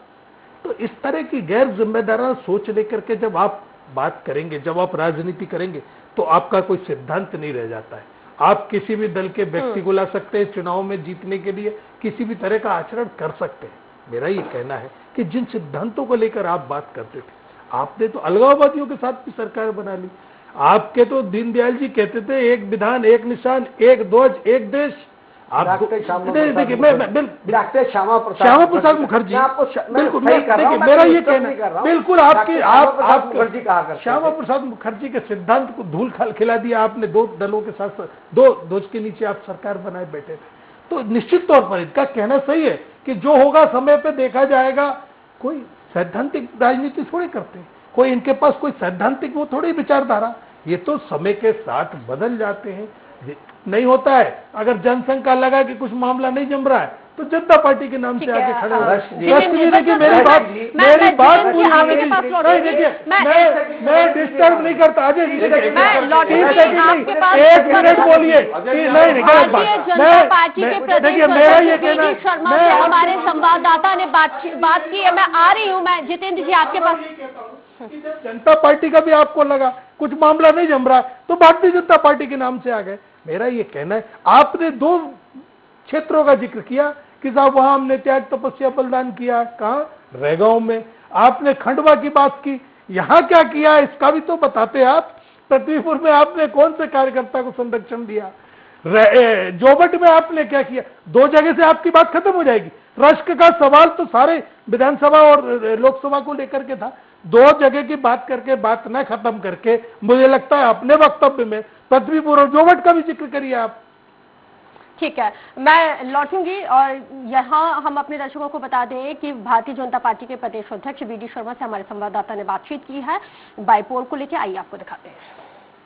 वाली सीटों पे मतदान लगातार जारी है और बीजेपी दफ्तर में लगातार नेता वॉर रूम के अंदर बैठे हुए हैं और निगरानी रख रहे हैं कि आखिर किस तरीके से मतदान हो रहा है और तमाम जो है चीज़ों पे निगरानी रखते हुए दिखाई दे रहे हैं। बीजेपी प्रदेश अध्यक्ष वीडी शर्मा भी यहाँ पे मौजूद हैं और साथ में प्रबंध समिति उपचुनाव प्रबंध समिति के संयोजक भूपेंद्र सिंह यहाँ बैठे हुए देख रहे हैं। तमाम समिति के लोग यहाँ पे बैठ के बाकायदा उपचुनाव वाली सीटों के ऊपर निगरानी रखे हुए हैं। हम बात करने की कोशिश करते हैं बीजेपी के प्रदेश अध्यक्ष वीडी शर्मा। सर, आज वो दिन आ गया, इसके लिए पूरी मेहनत की जा रही थी, क्या लग रहा है किस तरफ उठ बैठने वाला है? देखिए, व्यापक मतदान हो रहा है और मतदान का प्रतिशत अभी तक लगभग 34% हो गया। ये एक बहुत अच्छा ट्रेंड है। भारतीय जनता पार्टी के कार्यकर्ताओं ने बूथ बूथ पर जो मैनेजमेंट और तैयारी की, जनता को अवेयर किया और गरीब कल्याण की योजनाओं के आधार पर हमने घर घर जो संपर्क किए, तो मतदान का प्रतिशत बढ़ना इसमें उनका महत्वपूर्ण योगदान है। और हर बूथ पर कार्यकर्ता भी हमारे लगे हैं। भारतीय जनता पार्टी तो बूथ पर जीतने का संकल्प है, इसलिए इस चुनाव में जो ट्रेंड दिखाई दे रहा है, भारतीय जनता पार्टी के पक्ष में व्यापक जन समर्थन है। माननीय प्रधानमंत्री जी और माननीय मुख्यमंत्री की गरीब कल्याण की योजनाओं को और भारतीय जनता पार्टी के संगठन तंत्र की मजबूती, नेतृत्व के प्रति विश्वास, इस इन मुद्दों पर ये चुनाव ऐतिहासिक बहुमत के साथ भाजपा जीतेगी। तो जनता केवल झूठ बोलने से कोई बात मानती है क्या? जनता सब देखती है कि कौन काम कर रहा है। तो भाजपा के केंद्र राज्य सरकार की योजनाएं और माननीय मुख्यमंत्री की संवेदनशीलता गरीबों के प्रति, ये इस चुनाव का बहुत बड़ा आधार है। इसलिए प्रचंड बहुमत भारतीय जनता पार्टी को मिल रहा है। तो लेकिन कांग्रेस ने जो मुद्दा बनाए हुए थे, महंगाई एक बड़ा मुद्दा बनाया था, महिला अपराध मुद्दा बनाया था। कांग्रेस जिंदगी भर यही काम करती रही है। सरकार भी गलती से झूठ बोल कर बना ली थी, जनता ने जवाब दे दिया। 28 विधानसभाओं के उपचुनाव में जनता ने आईना दिखाया था। और ये इस चुनाव में जिस प्रकार से महिलाओं का अपमान कांग्रेस ने किया है, हमारी दलित बेटी जो विधानसभा की प्रत्याशी है, पढ़ी लिखी महिला है, आप एक इस प्रकार के आरोप प्रत्यारोप करना, तो एक बेटी के अपमान का बदला और दलित बेटी के अपमान का बदला भी इस पूरे उपचुनाव में और रैगांव के अंदर तो एक एक बूथ पर इनको जवाब जनता देगी। कांग्रेस का जो चरित्र है, इसका जवाब इस चुनाव में जनता देगी और भारतीय जनता पार्टी ऐतिहासिक बहुमत से जीतेगी। सर, पृथ्वीपुर को लेकर काफी गंभीर आरोप लगा रहे हैं आप कांग्रेस को लेकर। देखिए, पृथ्वीपुर में जिस प्रकार से, चूंकि उनका तो गुंडा राज था, एक भाई हाथ रखता था, पुचकारता था और एक पीछे से चाकू मारता था, तो ये तो गुंडागर्दी का उनका बड़ा एक उन्होंने सेटअप बना रखा था। तो इस गुंडागर्दी को इस बार तोड़ दिया गया है। कैमरा दीपक के साथ अतुल शर्मा, स्वराज एक्सप्रेस, भोपाल। अजय जी, कई गंभीर आरोप लगाए हैं, किस तरह का गुंडा राज था, थोड़ा सा ब्रीफ कीजिए। नहीं, ये तो सर्वविदित है। वहाँ पे आज जो व्यक्ति इस दुनिया में नहीं रहा, उसके बारे में मैं ज्यादा बात नहीं करूंगा, परंतु उनके कारनामे, उनके जो वहाँ की हरकतें थी, वो सब पूरा वहाँ का कार्यकर्ता जानता है। नहीं, देखिए, आज आपने जिनको टिकट दिया है, एक बार उनकी छवि पता कर लीजिए। आपने तो जिस तरह के आरोप लगाए हैं, देखिए फिर वही बात है, वो मेरी नहीं, आप वो कर्म पे नहीं। अगर आप ये कहें कि देखिए अजय जी, आप अतिक्रमण मत करें, नहीं, आपको जब भी बोलने का मौका मिलता है, नाराज नहीं होता हूं मैं, आप मुझे बोलने ही नहीं देंगे तो मेरी बात कैसे आएगी? आप ये अगर गुंडागर्दी करेंगे तो मेरे साथ न्याय कैसे होगा? मैं गुंडागर्दी पे जवाब दे रहा हूँ, आप उदाहरण प्रस्तुत कर रहे हैं। मेरा ये कहना है कि जिनको आपने टिकट दिया है, उनकी छवि पता कर लीजिए। आज उत्तर प्रदेश से वही गुंडे ला करके पृथ्वीपुर में नाच कर रहे हैं। इसके पीछे ये है कि आपके वीडी शर्मा जो कह रहे हैं वो गलत कह रहे हैं। आप अभी अपने संवाददाता को पृथ्वीपुर से ले लीजिए, स्थिति एकदम स्पष्ट हो जाएगी। त्रिपाठी जी, यहाँ पे हालांकि आरोप प्रत्यारोप का दौर चलता रहेगा, लेकिन जितना आप समझते हैं और जितना थोड़ा बहुत मैंने भी आपसे सीखा और सभी अपने सीनियर से सीखा है कि ब्रजेंद्र राठौर का अपना खुद का वहाँ पे एक वर्चस्व रहा है, जो वोटर है, जो वोट बैंक है, उनका खुद का रहा है। अब वो चाहे जब उन्होंने निर्दलीय चुनाव लड़े तब भी वो जीत के आए हैं, कांग्रेस में रहे तो भी वो जीते हैं, मतलब उनका एक इन्फ्लुएंस था जिसकी वजह से वो लगातार 2013 को छोड़ दिया जाए तो लगातार वो अपनी जीत को बरकरार रखे हुए थे। निश्चित तौर पे मैं उत्तर प्रदेश झांसी से खासकर ये लगा हुआ क्षेत्र, निवाड़ी पहले था, बाद में इसको तोड़ करके परिसीमन 2008 में ये पृथ्वीपुर हो गया।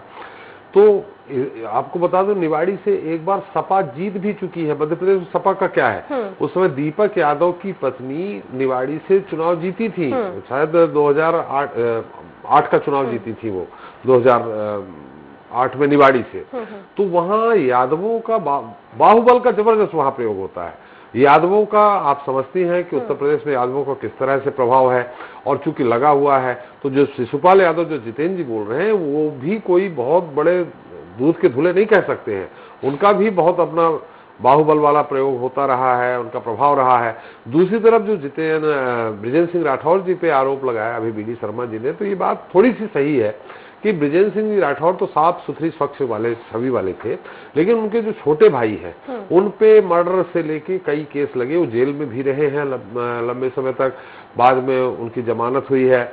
2013 के चुनाव में, 2008 के चुनाव में पूर्व मंत्री सुनील नायक का चुनाव के मतदान के दौरान जो मर्डर हो गया था, वो आपस में गुत्थम गुत्थम मर्डर हुआ था। तो इनके छोटे भाई पे ही आरोप लगा था बृजेंद्र सिंह के कि उन्होंने गोली मार दी, बाकायदे 2 गोली लगी थी उनको। फिर बाद में संपत्ति लहर, सहानुभूत लहर आई 2013 में, तो अनीता नायक उनकी पत्नी चुनाव जीत गई। तो दोनों पक्ष को हम ये नहीं कह सकते, शिशुपाल जी पे सीधे सीधे नहीं है तो बृजेंद्र सिंह राठौर पे सीधे सीधे नहीं है, लेकिन नितेंद्र राठौर जो है वो पिता के नक्शे कदम पे चल रहे हैं। उन पे कोई इस तरह से गुंडागिरी करने का, धमकाने का कोई आरोप नहीं है। वो साफ, थोड़ा सा मुझे लगता है साफ सुथरी छवि के हैं। लेकिन हाँ, ये सही है कि बृजेंद्र सिंह राठौर के छोटे भाई, जैसा उन्होंने कहा कि एक चाकू मारता, एक पुचकारता था, तो उनपे कई तरह के मुकदमे, हर तरह के मुकदमे उनपे दर्ज थे।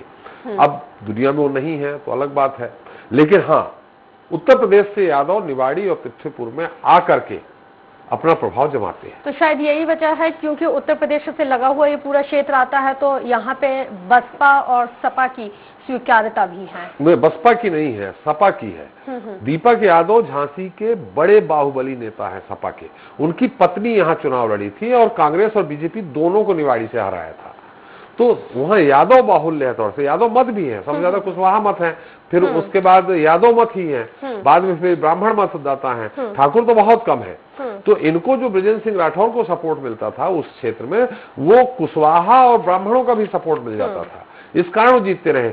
भाई, उनका प्रभाव नहीं होता तो 1993 में वो निर्दलीय चुनाव लड़े थे और 40,000 मतों से जीते थे निवाड़ी से। फिर 98 में उनको टिकट मिल रही थी, अर्जुन सिंह जी ने देने नहीं दिया, दिग्विजय सिंह देना चाह रहे थे, फिर नहीं मिली, तो 42,000 मतों से जीते वो निर्दलीय। तो ये अपना उनका अलग प्रभाव है।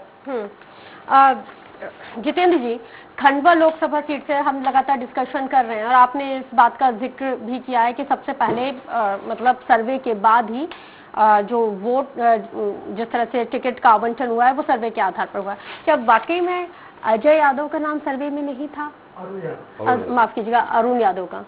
नहीं, देखिए, अरुण यादव, या उनको पहले पता चल गया था कि अरुण मेरा नाम नहीं है सर्वे में, इसलिए पहले ही क्विट कर देना चाहिए? देखिए, अरुण यादव जी खंडवा क्षेत्र में लगातार काम कर रहे थे। वो जिन जिन प्रत्याशी, जिन जिन प्रभारियों की नियुक्ति कराना चाह रहे थे, वो उसकी नियुक्तियां करा रहे थे। उन्होंने मंडल सेक्टर में जो नाम दिए, उनके नामों के आधार पर उन्हें समायोजित किया गया। खंडवा में हमारी तैयारी बहुत पहले से चल रही थी, आपने देखा, और निश्चित तौर पर उसकी अगुवाई अरुण यादव जी कर रहे थे। चुनाव की बिछात बिछा रहे थे।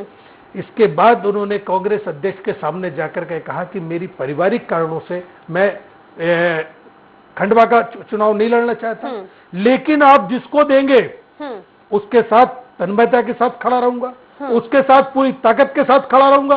और उन्होंने वो करके दिखाया। आज उस क्षेत्र में, खंडवा लोकसभा में, हमारा नेतृत्व, चुनाव की भागदौड़ अरुण यादव संभाले हुए।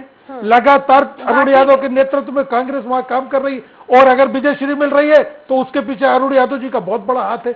अब इसमें भारतीय जनता पार्टी अगर ये कहे कि साहब उनको टिकट नहीं दिया, जिस व्यक्ति ने खुद जाकर के मना करा, अगर उनका टिकट कटता तो वो घर बैठते नाराज होके। वो आज चुनाव में हमारे मुखिया है, वो क्षेत्र की बागडोर संभाले और उपचुनाव हम उनके नेतृत्व में लड़ रहे हैं। तो ये सवाल तो पैदा ही नहीं होता। रश्क, ठीक है, चर्चा की शुरुआत एक बार फिर से हम यहीं से करेंगे। एक और बड़ी खबर ओंकारेश्वर से हम बता देते हैं। खंडवा में मानधाता के 500 मतदाता लामबंद हुए हैं। साली गांव के मतदाताओं ने मतदान का बहिष्कार कर दिया। मूलभूत सुविधाएं, शासन की योजनाओं का लाभ नहीं मिलने से नाराज हैं। छालपी के ग्रामीणों को मतदान के लिए जाना पड़ता है 3 किलोमीटर दूर। शिकायत के बावजूद भी समाधान नहीं हुआ। अजय जी देखिए, यहाँ भी करीब 500 मतदाताओं ने चुनाव का बहिष्कार कर दिया है और वो कह रहे हैं कि मूलभूत सुविधाएं नहीं है और जो यहाँ पे सेंटर बनाया गया है वो भी 3 से 5 किलोमीटर दूरी पर बना दिया गया। चलिए ये तो ठीक है, दूसरा मसला है, लेकिन मूलभूत सुविधाएं इनको उपलब्ध ही नहीं है, तो हम क्यों जाएं वोट डालने के लिए? इतने लंबे वक्त तक बीजेपी वहां पे काबिज रहती है, बावजूद उसके स्थिति आज भी वही। हम सवाल हमेशा यही करते हैं, अभी भी मैं यही सवाल कर रही हूँ। जी रश्मि जी, मैं ये बताना चाहूंगा, हो सकता है मैं इस गर्त में नहीं जाना चाहता, हो सकता है उनको कुछ मूलभूत सुविधाओं में कुछ कमी रह गई हो, परंतु मेरा फिर भी उनसे आग्रहपूर्ण निवेदन है कि अपने वोट के समय इस प्रकार से नहीं, अपने मत का प्रयोग करें। आपकी राजी नाराजगी जिसके प्रति है जिसके प्रति नहीं है वो एक अलग चीज है, परंतु जमहूरियत में लोकतंत्र के अंदर अपने वोट का इस्तेमाल करना चाहिए। और उसके बाद अगर कुछ कमी पेशी है कि आपके क्षेत्र में कोई सड़क नहीं बनी, क्योंकि कोई भी 100% नहीं हो सकता, कहीं ना कहीं कोई ना कोई कमी रहती है। अगर वो कमी होगी, वहाँ के विधायक हैं, वहाँ के सांसद हैं, वहाँ के सरपंच है, वहाँ के नगर पालिका अध्यक्ष वो ये मतदाता कह रहे हैं ना, कई बार शासन प्रशासन और जनप्रतिनिधियों से शिकायतें की जा चुकी है, लेकिन नतीजा सिफर। कई जगह तो ऐसी है जहाँ पे आज भी सड़क, पानी, बिजली के लिए लोग तरस रहे हैं। हो सकता है, मैं इस बात को स्वीकार करता हूँ ना, हो सकता है, परंतु चुनाव के समय में इस प्रकार से नहीं करना चाहिए। चुनाव में अपने वोट का प्रयोग करें और चुनाव के बाद आप जाइए ना आपके विधायक के पास, सांसद के पास, नहीं मानते मुख्यमंत्री, मध्य प्रदेश के मुख्यमंत्री इतने सरल सुलभ हैं कि कभी भी जाके आप अपनी बात रख सकते हैं। और अगर उसके बाद नहीं होता है, आप लोकतंत्र के अंदर, प्रजातंत्र के अंदर और भी तरीके हैं। त्रिपाठी जी, हर चुनाव दर चुनाव हम यही तस्वीरें देखते हैं, हम इन्हीं खबरों को साझा करते हैं और उसके बाद भी ना ही प्रशासन चेतता है, ना ही जनप्रतिनिधि चेतते हैं, लोग चुनाव का बहिष्कार करते हैं। ये समय वो होता है ऐसा पूरे प्रदेश में ऐसी बहुत जगह है, बहुत सारे गांव होंगे, बहुत सारे मोहल्ले होंगे जहां इस तरह की मूलभूत सुविधाओं के लिए लोग तरस रहे हैं।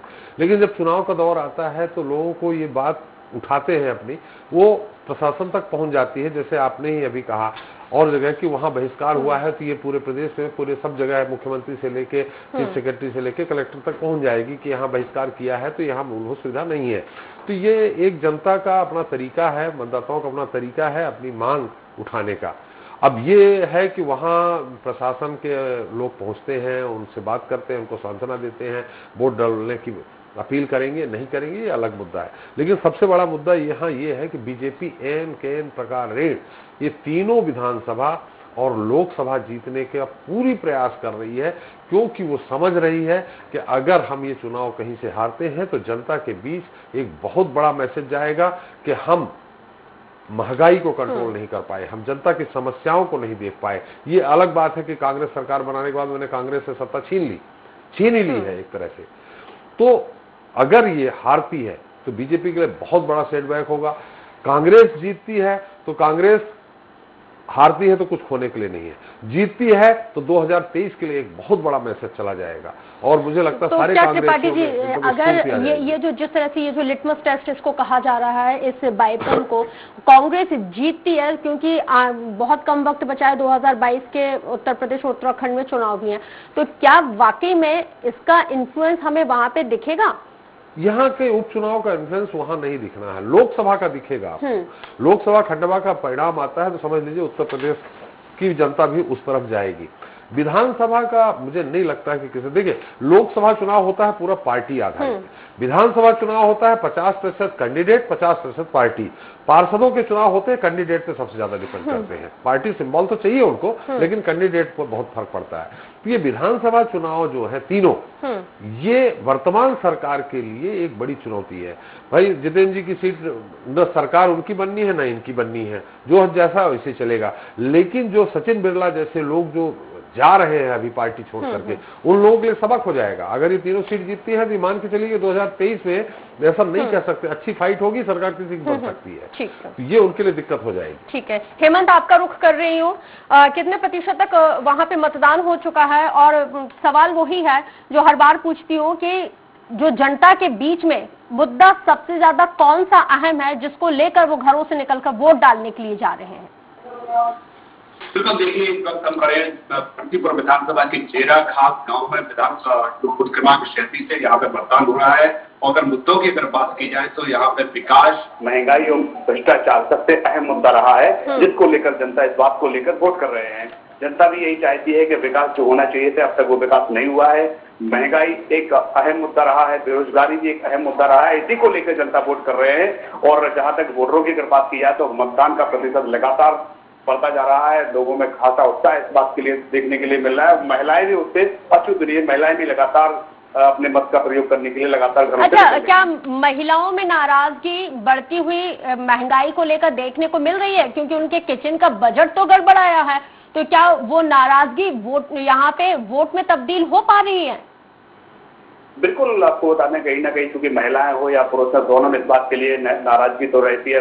नाराजगी भी उनकी लाजमी है क्योंकि जो महंगाई है कहीं ना कहीं उनका जो घरेलू बजट है वो लड़खड़ाया है। चाहे गैस सिलेंडर की अगर अपन बात कर लें या महंगाई की अन्य वस्तु जो है उसकी बात कर लें, इलेक्ट्रॉनिक हो या खाद्य सामग्री है, लगातार उनको लेके महंगाई एक अहम मुद्दा है। और इस बात को लेके महिलाओं में नाराजगी है क्योंकि उनका घर का जो बजट है वो कहीं ना कहीं वो लड़खड़ा रहा है।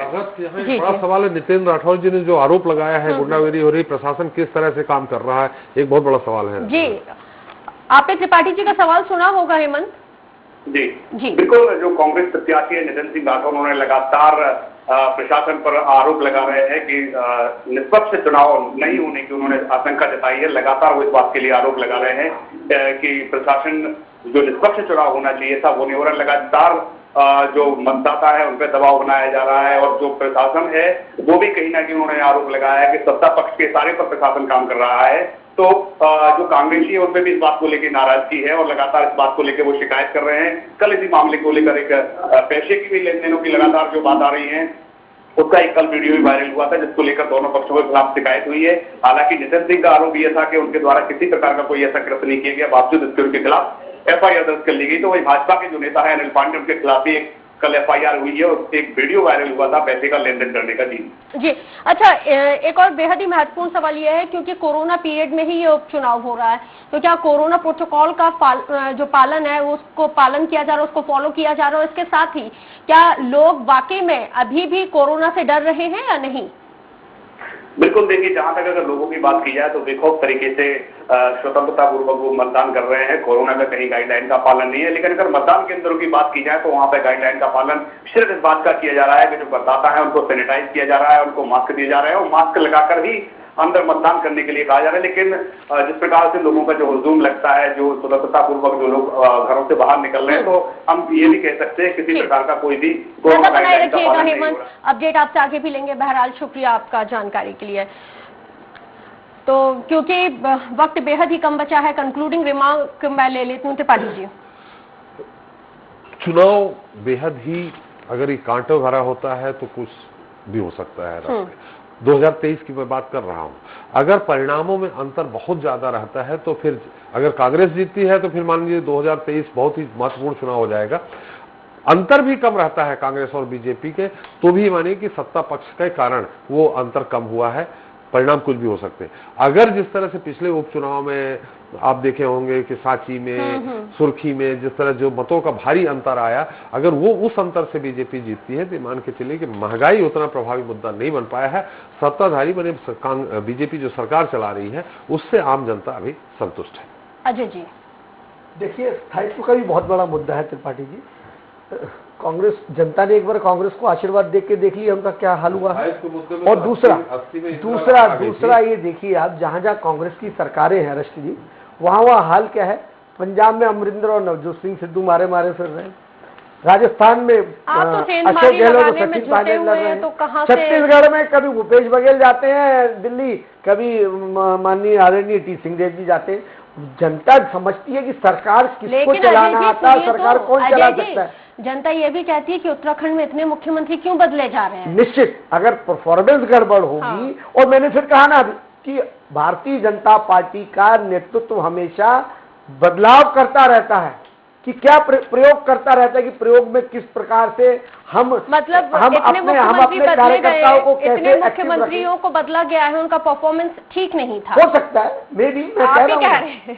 नहीं, हाँ ठीक कह रहे हैं, मेरा ये कहना है, ठीक है, भारतीय जनता पार्टी का केंद्रीय नेतृत्व हमेशा प्रयोग करता है, उस प्रयोग को कभी, देखिए मैंने कहा ना, कभी कोई भी व्यक्ति 100% प्रयोग और संयोग से ही नई चीजें निकल के आती हैं। बिल्कुल। जितेंद्र जी, कंक्लूडिंग रिमार्क आपसे लेना चाहूंगी, और एक छोटा सा सवाल मेरा ये भी है कि इससे पहले जब मेरी सहयोगी वर्षा मौर्य जब डिबेट कर रही थी, तब आप कोरोना से हुई मौतों का हवाला दे रहे थे कि क्यों राज्य सरकारों ने केंद्र सरकार को वो रिपोर्ट नहीं भेजी।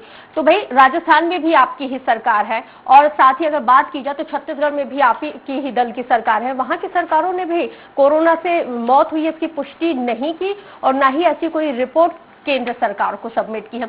जब राज्य ही इस तरह की रिपोर्टों को सबमिट नहीं करेंगे तो केंद्र कहां से अकाउंटेबिलिटी लेके उनको कंपेंसेशन देगी। Concluding remark. सबसे पहली चीज तो ये कि ये जो उपचुनाव हो रहे हैं, रश्क उसमें आपने देखा सभी तरह से रिपोर्ट आई। महंगाई मुद्दा है, जो मैंने पहला सवाल उठाया था कि महंगाई मुद्दा है, और निश्चित तौर पर सामने आया कि महंगाई बहुत बड़ा मुद्दा है। अब सवाल ये भारतीय जनता पार्टी के प्रयोग, सहयोग और घोषणाओं। मुख्यमंत्री अकेले चेहरा है इन उपचुनाव में। मुख्यमंत्री की घोषणाओं पर ध्यान इसलिए नहीं दिया जा रहा है कि इसके पहले भी लगातार 100 स्मार्ट सिटी की बात कर लो, मेडिकल कॉलेज की बात कर लो, लगातार घोषणाओं पर घोषणाएं की गई। 21,000 घोषणाएं हुई, और उनमें आपने देखा अमल के नाम पर शून्य हुआ, कहीं कोई अमल नहीं हुआ। तो जनता समझ गई है कि ये घोषणाओं का पिटारा जो है कभी पूरा नहीं होने वाला, इसलिए 300 लोगों की आम सभा को संबोधित करते ये आपने देखा। इस चुनाव में भारतीय जनता पार्टी को वाटरलू साबित होगा ये चुनाव, निश्चित तौर पर, जो त्रिपाठी जी ने भी बताया और आपके संवाददाताओं ने भी बताया कि महंगाई भी मुद्दा है, जनता के काम नहीं, मूलभूत सुविधाओं का अभाव है। 17 सालों से आप मुख्यमंत्री हैं, मतदाताओं को बहिष्कार करना पड़ रहा है। खैर देखिए, इसमें तो फिर बहुत लंबी बहस हो जाएगी, क्योंकि फिर 70 साल का भी आकलन होने लगे। कई ऐसे 17 सालों में अगर मूलभूत कई ऐसे देश में कई ऐसे कोने हैं, कई ऐसे ग्रामीण क्षेत्र हैं जहाँ पे वाकई में आज तक मूलभूत सुविधाएं नहीं मिली। बहरहाल चर्चा में शामिल होने के लिए जितेंद्र जी आपका बहुत शुक्रिया, अजय जी आपका भी शुक्रिया, त्रिपाठी जी आपका भी बहुत शुक्रिया। तो आज देश में 3 लोकसभा सीट और साथ ही 13 राज्यों की 29 विधानसभा सीटों पर बाईपोल हो रहा है, और सुबह 7 बजे से यह मतदान शुरू हो गया है। नतीजे इसको के 2 नवंबर को आएंगे। अब देखने वाली बात यह है कि इन तमाम सीटों पर सीधे मुकाबला बीजेपी और कांग्रेस के बीच में ही बताया जाता है। अब दीपावली पे किसकी दीपावली बनती है और किसकी काली होती है, ये 2 नवंबर को पता चल जाएगा। बहरहाल इस खास और बड़ी पेशकश में मेरे साथ इतना ही। खबरें लगातार जारी हैं, बने रहिए स्वराज एक्सप्रेस के साथ।